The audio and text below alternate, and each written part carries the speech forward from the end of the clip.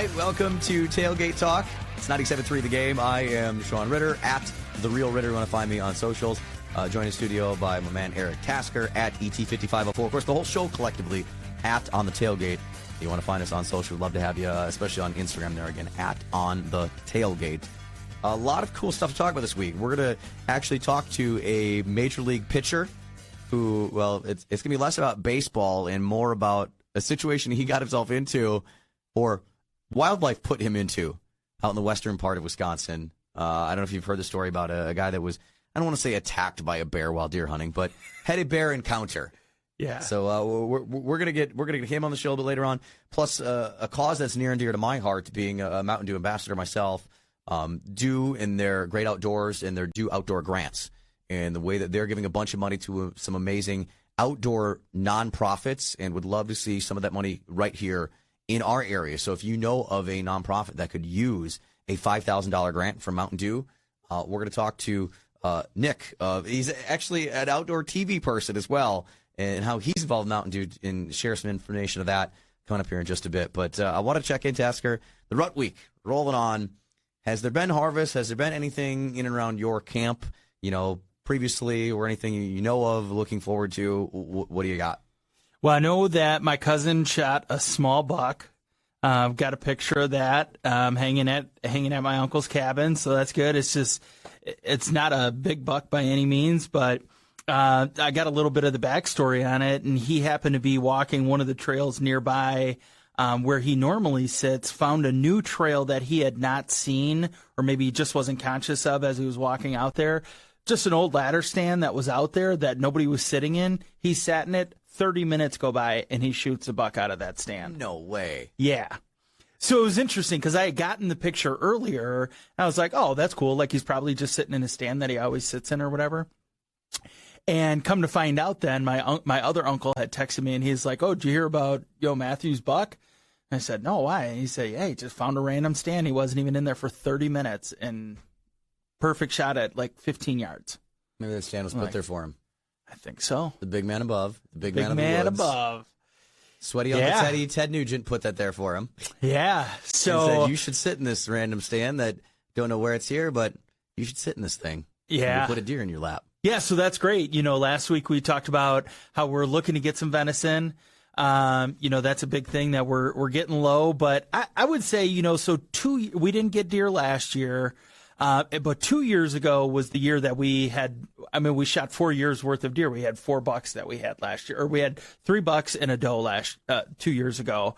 So over the course of the last 2 years, we've eaten 4 deer worth of meat, which I think that's pretty good. And that's a lot. I'll say that's conserving. When some people would be like, well, 4 deer is going to last them 6 months. Tops. I know.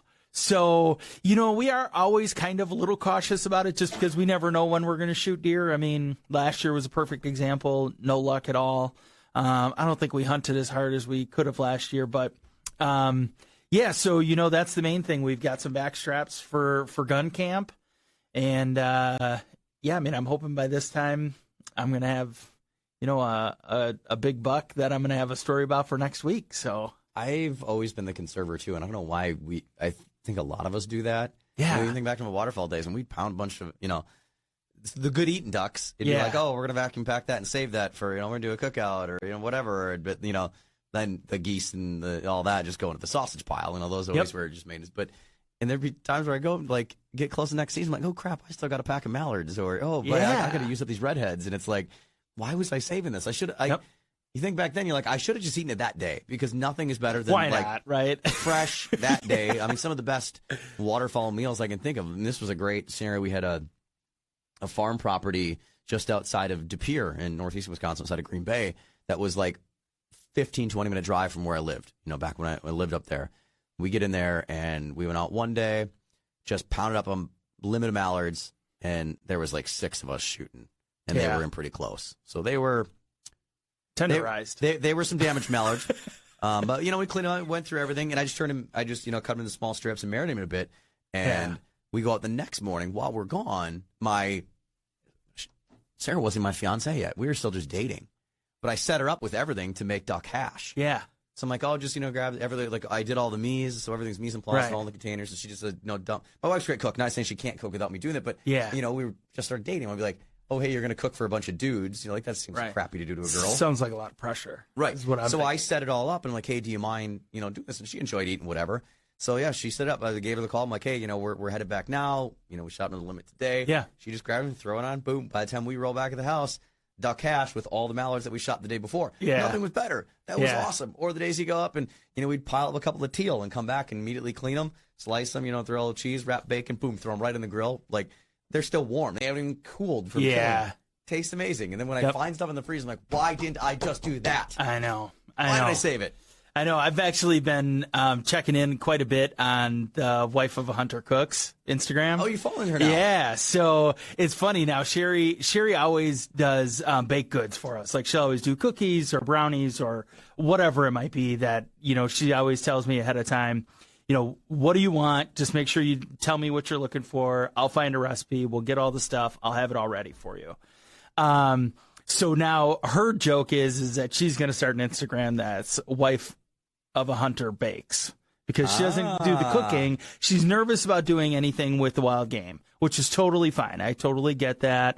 It takes a little more finesse, I guess, just because, especially with venison, because it's so lean that it can easily get overcooked, and you're better off undercooking it than overcooking it. So she doesn't want to do anything with that. So she will be the baker, which is great, because then we always have love that idea. goodies, Yeah, by the way, if you don't follow Sophie May, Wife of a Hunter Cooks, on Instagram, it's at Wife of a Hunter Cooks. Sophie is friggin' fantastic. I don't know why. I should have her on the show. Like, I literally, her and I communicate back and forth on stuff quite often. So yeah. I don't know why I even thought to, like, try and get her on the show. I know, like, just recently she was out in North Dakota doing some pheasant hunting, doing some fishing, and she is just amazing the way that she transforms all of these wild game into, like, just really awesome stuff. And it's, like, not your typical, like, oh, I'm ground beef and I'm making chili. Like, she's making, like, really cool things. Or, like, the thing that stood out to me was, I don't know if it was last week or the week before, if you've got it up, she made a play on a Taco Bell quesarito. Right, that's what I'm saying. That's all the kind in of on stuff that making Sophie that. does. Yeah, so good. A lot of people, I'm sure, have heard of Danielle Pruitt. Yeah, what right. Steve Rinella and the Meat Eater Yeah. bringing her on her Whole and Wild. Yeah. Danielle's fantastic. I like what Danielle does a lot, but I think that angle of recreating some of the comfort foods, the classic stuff a lot of people know, using wild game that Sophie does, is just really cool. So yeah, I'm gonna, I should message her right now. We got to get her on the show soon. And let's do that. We'll talk about some ways to get people that don't eat wild game maybe to eat wild game. Yeah, because I think she's got a lot of great insight into that. I mean, we can say it till we're blue in the face, but I think she'll have much better ideas than even we can have talking about that.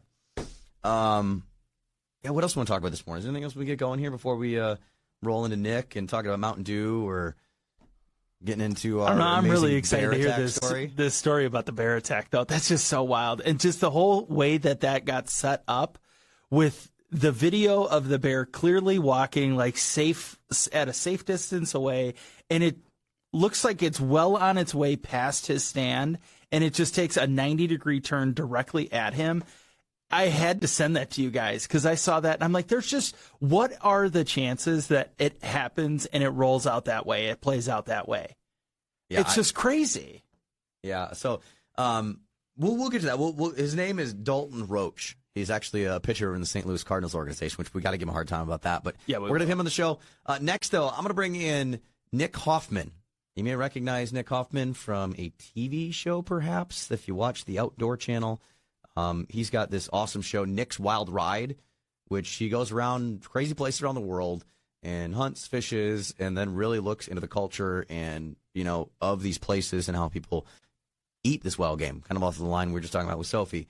Nick, really, really cool guy. In fact, he actually has been in country music for a long time, was Kenny Chesney's guitar player. Nick Hoffman, you may know him from Nick's Wild Ride on the Outdoor Channel. He's a fellow Mountain Dew ambassador and some really great stuff to share with you about how you could get your outdoor organization a whole boatload of money. This last year and year and a half, however long it's been, like, we're all confused at what's going on, has obviously been tough and has changed a lot of people, but I think for the better, right? I mean, there's a lot of people that have found themselves going outside more often, which is something you do a lot in your show on the Outdoor Channel. Absolutely. Explain about this, the stuff you're doing along with, Mountain Dew to help kind of get people outdoors and, conserve the outdoors and all that stuff. I've gotten really passionate about supporting anything that has to do with, supporting and protecting and preserving those public spaces. And so Mountain Dew has a program that they're in their second year of this year called Dew Outdoor Grants. And what they're doing is they're giving $5,000 grants to 40 different community nonprofits that support the outdoors. And I don't know how good your math is, Shaun. I'm assuming probably not that great because you're a radio guy. Right. I grew up in the Midwest just like you, so math's not all that important. Yeah, exactly. Yeah. So it's $200,000, man. It's a lot of money, and so they're giving away to 40 different. They're spreading the love to 40 different organizations. It's an amazing program, and I'm just proud to tell people about it. Now, tell us a little about this outdoor show that you do in the Outdoor Channel. I have a show called Nick's Wild Ride. It's a travel and adventure hunting show. So I go to a destination to hunt and fish, and then I explore local history and food and culture and music and all the things that make that place tick. Because, the outdoors aren't, especially, hunting and fishing, it's not just about getting out and doing that part of it. For me, it's about the whole experience and the area and enjoying the adventure of it all. And so that's what the show's all about. Brand new season airing right now on Outdoor Channel every Monday. Yeah, that's something we talk a lot about on this show in particular, as far as the outdoors world of, getting it's so much more than just like hunting and fishing. There's so many ways you can enjoy the outdoors and getting families and getting everyone involved in even the small ways. I love that you bring the food aspect in because I always feel that food goes hand in hand with the outdoors, whether it's, game or right down to, harvesting mushrooms or something like that. It's such an integral part that all works together that without things like conservation, you may not have. Absolutely, and that's exactly right. And I think it's really important to get new people involved and also to support the places to be able to get new people involved. And that's what this whole thing's all about is championing organizations that champion the outdoors, And so this thing, you can learn more about it at dooutdoorgrants.com. It's do like Mountain Dew, outdoorgrants.com, and that's where you can go now through November 8th. So you've just got a couple of days left to go and nominate any organization that you think is supporting the outdoors in a really great way, and give them some money at a time when they need it. These nonprofits are really hurting during the pandemic. We're out there experiencing the outdoors, but meanwhile, volunteer hours are way down, and funding is way down for a lot of these organizations. So I love that Mountain Dew is doing their part and, supporting it. So it's dooutdoorgrants.com. All right, you got to tell me, how did this happen that you went from, being in the country music world and playing in different bands and all that stuff to then transition to this like kind of outdoors-ish career? Well, I've got a new solo record coming soon too. So I'm still playing all the time, and I've got new songs coming to the radio soon. But the transition for the TV show was an unexpected thing for me. I through the music thing, I started meeting different people that had quote unquote, outdoor TV shows. And I've always been an outdoorsman. I've always hunted and fished. And I had an idea for a TV show that was kind of Anthony Bourdain's style. I'm a huge fan of Bourdain. Dude, you and I share exactly that same passion. And I'm right there with you. Yeah, and so I thought it'd be really cool to have a hunting show that's kind of like that, because that's what I do anyway. I'm the kind of guy that goes to, somewhere to hunt and then tries to find a local dive bar or the local burger. I want to know about what makes that place tick, and so that's how it all started. And we had an idea, and we filmed the pilot, and I didn't think it would go anywhere. And next thing you know, now I'm 7 years into this thing, and we're filming the 7th season, and the 6th season of Nick's Wild Ride is airing right now on Outdoor Channel. Just incredible. That's cool. What would you say, what's the craziest place you've been or craziest thing you've kind of like drank or ate while on this? And I'm not saying like weird. Like weird's not a thing that exists. I'm saying the thing maybe you learned the most about. Actually, I've been to a lot of crazy places. There's no doubt about it. But for me, one of the craziest was a national park in Alaska. I got to experience a local Inuit and Inupiat tribe and I got to eat their local food, and that included pickled seal intestine.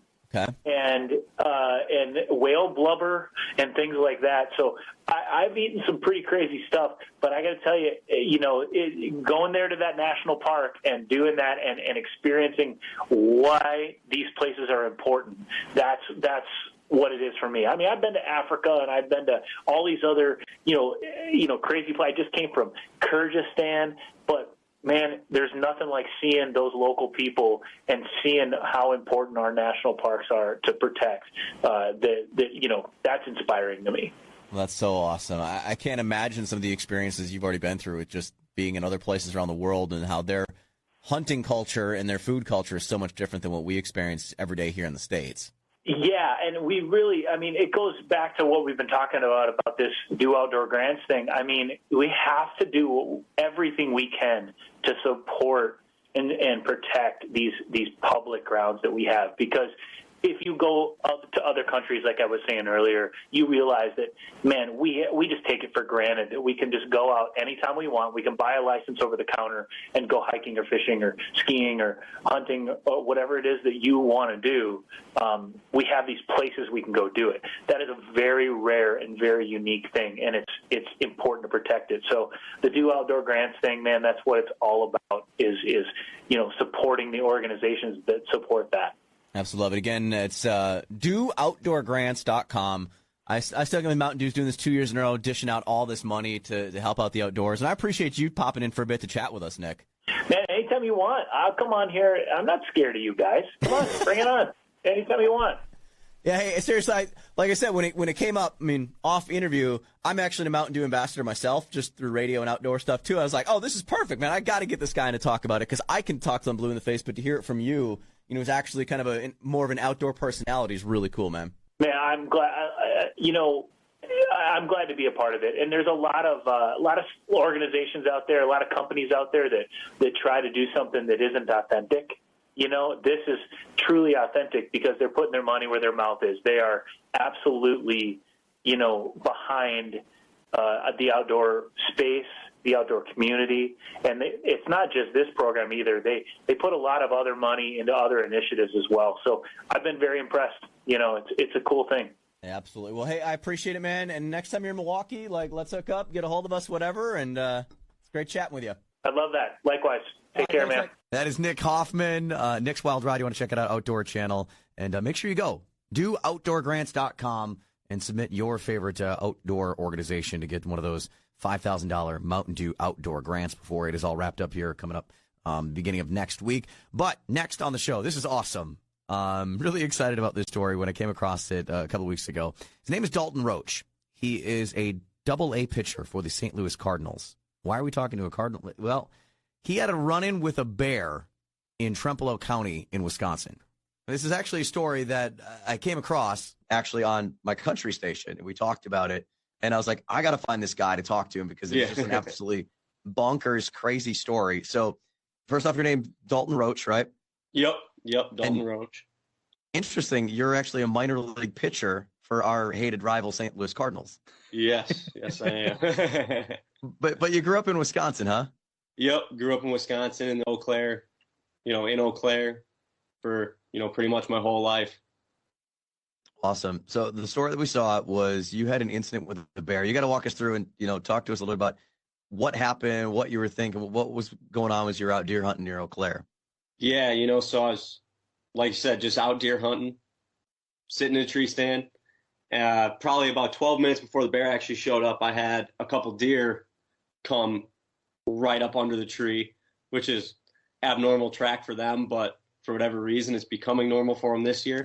So I had a little buck actually right on the ladder where that bear ended up. Like I said, 10 minutes prior. And so they kind of get out, and then I look off to my right. I'm on kind of a little ridge top looking down at this wooded valley, and all of a sudden I go, okay, there's a big old black spot over there.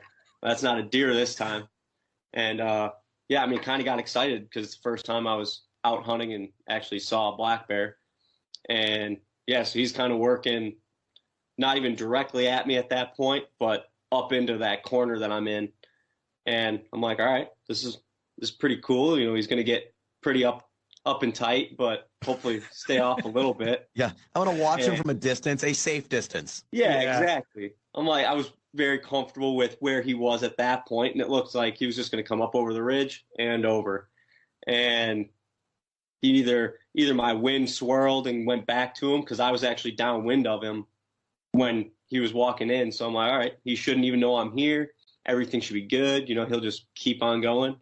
Well, my wind must have swirled, or, you know, he caught wind of those deer. Just something brought him back to the trail, my direction. And then obviously, if anybody's watched the video, he started up the trail there and then right under the tree.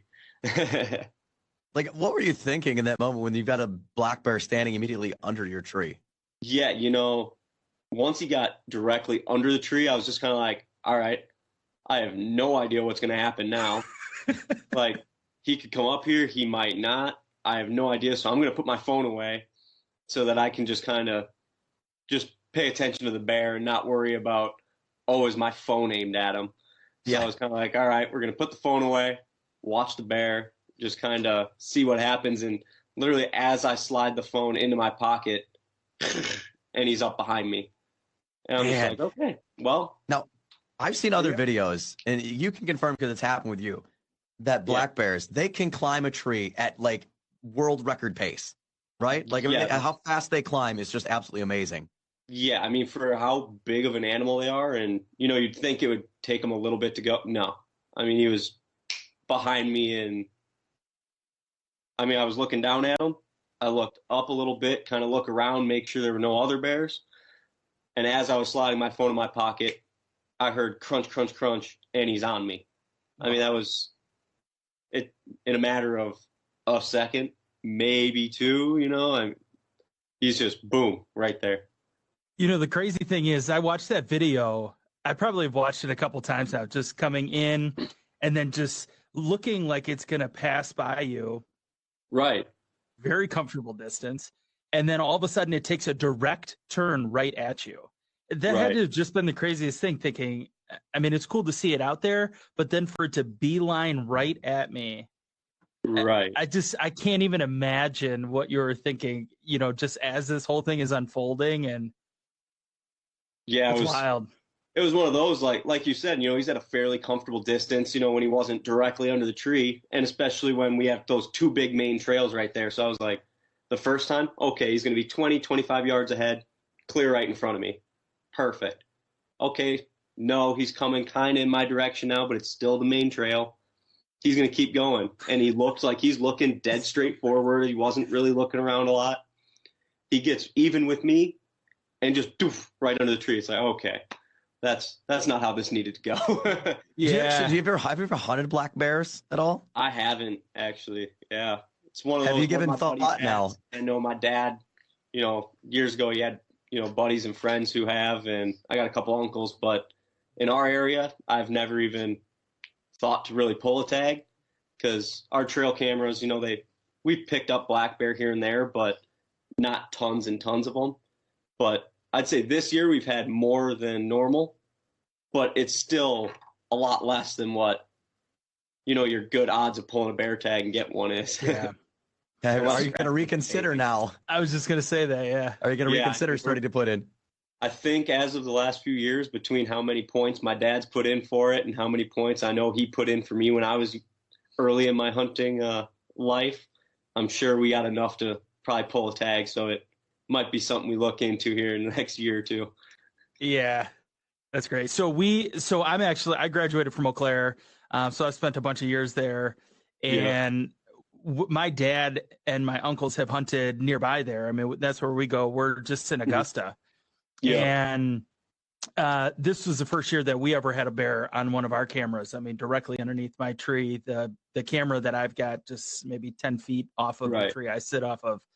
And I told my wife, I showed her the video, and I said, well, I guess I'm going to have to start applying for bear points. Right. And she said, I guess you're going to have to start finding a new hunting spot. I'm like, I'm not changing where I'm going. Yeah, I'm pretty lucky with that. Because you're just south of us there, I think, right? Yeah, just south of Trempealeau County. It's literally the county below. Right. Yeah. Yeah, because we usually go through Black River Falls and kind of go up the back way through Fairchild. And Okay, yeah. my uncle's place is in Fairchild. So, Okay, yeah, it's right there. yeah. All right, so I got to know too. Like I think part of what would go through my head in that situation, like if I have a bear like comes up base, like bites me in the back, claws me. It's like, do I take my arrow off and like start thinking, wait, at what point do I have to use this arrow as a spear? Like at what point may I have to do that? Yeah, it was one of those where, obviously with him behind me, and I'm kind of like, okay, I'm kind of stuck here now with him directly behind me. And kind of immediately when he got there, he actually put his paw on my hip. So I was like, okay, I'm not going to start freaking out yet. Because, I don't think he knows what I am. Doing everything I can, just breathing, trying to stay calm, just think through what the heck is going on. And, once he has his hip on, or his hand on my hip, I'm like, okay, I can't jump up, freak out, or do anything now because he could easily just, little swipe and there's some damage there. So I'm like, all right, we're going to wait a little second. And right as he started moving his paw off me, I was like, okay, I might get a chance to kind of spin here now. Well, then I feel my back start tightening up.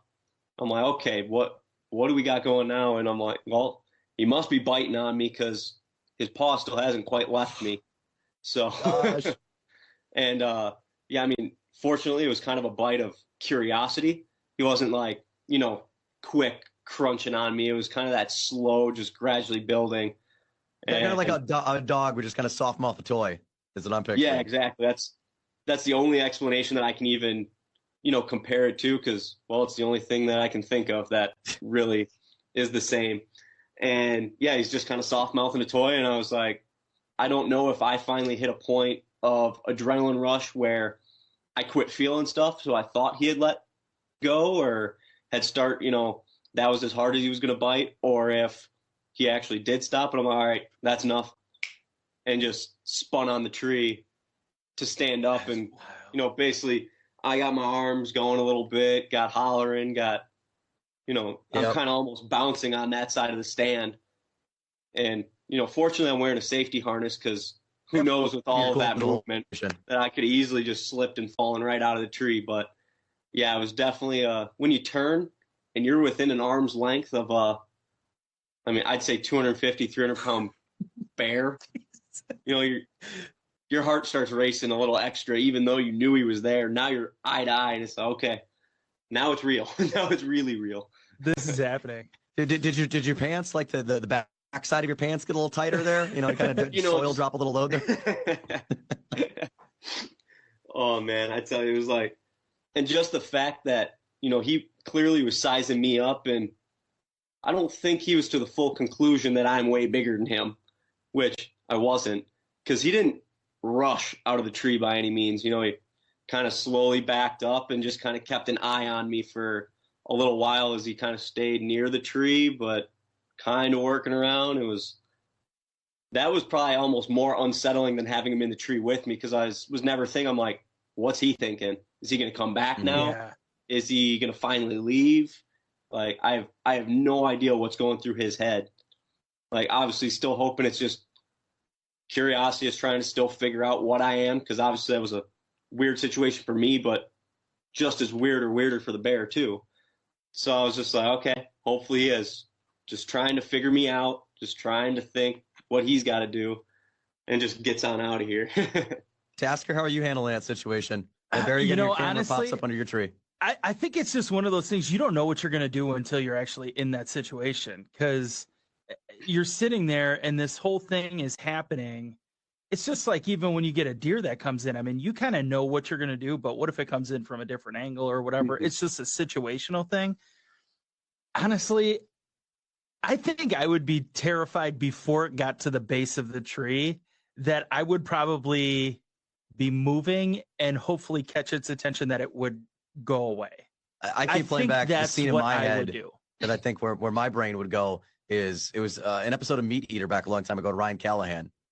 And Cal is like yelling at a big, they get charged by a grizzly. And he's yelling like, hey, mom, go home, ma. I think of myself and go, hey, bear, hey, bear, and waving it. Like, I feel like that's where I would go, and just be like, hell with it. The hunt's over. I'm making all the noise I can. Yeah. So that's where I say the fact that you just kept your cool and sat, man, that is impressive. Yeah. And it's one of those, like look back at it in the future, I might do something a little earlier. But I mean, like you said, when you're watching the video, there were 2 different times that I thought he was going to walk right on by me. So, I mean, I'm like, if I don't have to let it know I'm here, I'm not going You're to. not going to. Yeah. Like, if I don't have to disturb what he's doing, then hopefully he doesn't feel like he needs to disturb what I'm doing. It was kind of that prime time too, which, not the biggest deal when you're in a situation like that. But, it crossed my mind a little bit.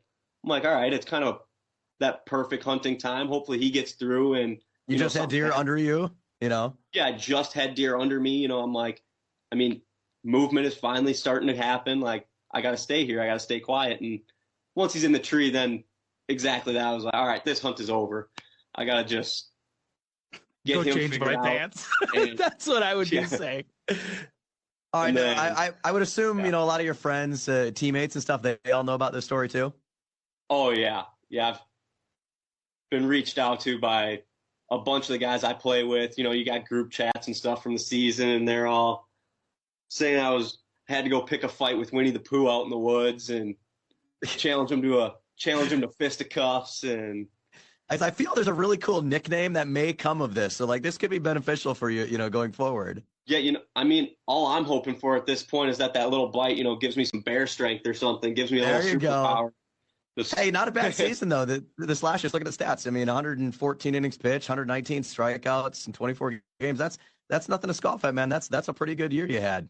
Yeah, I mean, I would say it was it's an up and down year. I mean, I think for most players, like, we all had that down year, especially in the minor leagues, not having a 2020. It was kind of a year of we always have high expectations as athletes. I expect myself to be able to play at a certain level and to perform, at that peak level as, all the time. But, a year off, it kind of does something to you where the first little bit, you're figuring out how to use pitches against batters again. I mean, a lot of guys, they play winter ball, do all that. For me, had just had a child in July 2020. So, congrats, by the way. Yeah. Yes, thank you. So as much training and, throwing and stuff I was doing to get prepared for the season, I also got a family that I'm taking care of. And, that's a primary focus, first and foremost is, spending my quality time with him in the off season and stuff like that. But yeah, I mean, luckily I was super prepared for the season, had the great opportunity to play in Double-A, which, that's a big jumping point. I think that's kind of a milestone of professional baseball that once you're there, I mean, you're still one step away from the majors. Technically, too, there's Triple-A, but I mean, we had numerous guys this year that even in our last series, we were playing against the Kansas City Royals organization, and a guy gets called up to the majors the day before he was supposed to start against us. I mean, so it just shows you how close it is. So I think being able to play in Double-A was huge and definitely a big jump in, competition. Those guys are as ready as we sometimes think we are. All those hitters think they're ready too. Yeah. Yeah. And most of them are. I mean, I think you could grab just about any one of those guys, put them in the bigs, and, they're not going to probably do horrible. So it was definitely a fun year. And, yeah, Hey, man, as much as we give you a hard time, being with the Cardinals, being Wisconsin and Brewers fans and all that, I will say that's a great organization, especially when it comes to being a pitcher and their track record of bringing up pitching prospects. I mean, that's got to feel pretty cool to have a nice home there as well. Yeah, definitely. I mean, obviously having an opportunity with any organization is nice, but like you mentioned, I mean, St. Louis has clearly been known to be a good organization. And, not being a huge money team, like they're not a Yankees, they're not a LA, they're nothing like that. So being able to have the success at the level that they do for as long as they have is extremely impressive. And just the fact that they use their farm system as much as they do, it's something as not a huge market team, you have to rely on it. And I think they do a great job of development and getting the right coaching staff in and working with guys. So, yeah, it's definitely been a great opportunity and proud to be a Cardinal right now. Would be more proud to be a Brewer, though. if things change and they start paying me, then that's different. That's a great way to answer that question. But as of right now, I'm all go Cards. Yeah, you're go Cards and go Bears, right? You're going to carry that Bear strength in the next season. I don't know if I can ever say go Bears. That's kind of, I don't think I can ever chew on that and spit it out. But all right, good. You're still part of the home team anyway. Hey, Dalton Roach, we appreciate you taking some time to chat with us today. And like I said, hopefully you can carry some of that into next season, have another good season. Maybe we'll see you playing at Miller Park, or I should say American Family Insurance Field sometime soon in the future. That's going to be so hard to change out of the head. Call it Miller Park as long as we have. That's what we do. Hey, man, we appreciate it. Thanks always. Best of luck with the rest of your hunting season. And hopefully we'll catch you around the bend here sometime soon. Yeah, absolutely. Appreciate you guys having me on. No problem. Thanks, Dalton. Take care, man. All right, again, that is Dalton Roach. Again, thanks, Dalton. Thanks, Nick Hoffman joined us this week on the show. Boy, it's kind of crazy to get two guests in a row here. I know we got to get a hold of Sophie, the wife of a hunter, cooks, and talk some wild game coming up here. But hopefully there'll be more deer talk and trophies or deer harvested or something to get to you next week right here on Tailgate Talk. But if you've got a picture or anything you've harvested, you want to share it with us, feel free to send it to us. You can do our socials at On the Tailgate. You can always email me, Shaun Ritter at iHeartMedia.com. Of course, it's all online. You want to check it out. But look forward to chatting with you again next week as we continue more Tailgate Talk.